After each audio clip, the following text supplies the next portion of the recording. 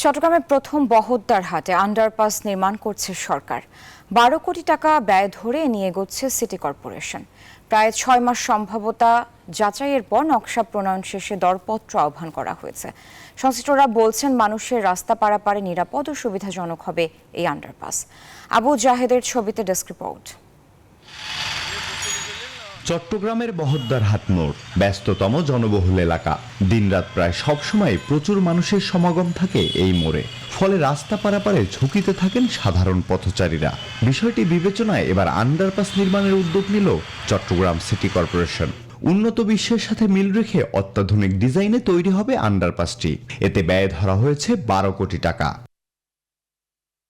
এর আগে প্রায় 6 মাস এর সম্ভাব্যতা যাচাই করা হয়। পরে নকশা প্রণয়ন করে সিটি কর্পোরেশন আহ্বান করেছে দরপত্র। মানুষ যাতে নির্বিঘ্নে রাস্তাগুলো পার হতে পারে সেজন্যই মূলত উনি আন্ডারপাস নির্মাণের কথা ভাবছেন এবং পাশাপাশি উনি চাচ্ছেন ওখানে কিছু হকারদেরও যাতে পুনর্বাসন করা যায়। আধুনিক সুবিধার পাশাপাশি আন্ডারপাসটিতে দিনরাত রাস্তা পারাপার হতে পারবেন পথচারীরা। থাকবে দোকানপাটও। সিটি কর্পোরেশনের এমন উদ্যোগ সাধুবাদ জানিয়েছেন সাধারণ মানুষ।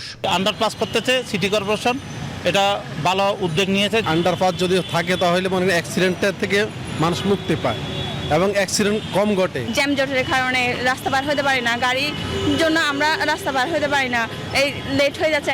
সিটি কর্পোরেশন বলছে নগরীর অন্যতম ব্যস্ততম সড়ক বহদ্দারহাট এলাকায় প্রতি ঘন্টায় 1000-এরও বেশি মানুষ রাস্তা পারাপার হন। চারদিকে সংযোগ সড়ক থাকায় এই মোড়ে গাড়ির চাপও থাকে বেশি, ফলে সড়ক পারাপার ঝুঁকিপূর্ণ হয়ে ওঠে।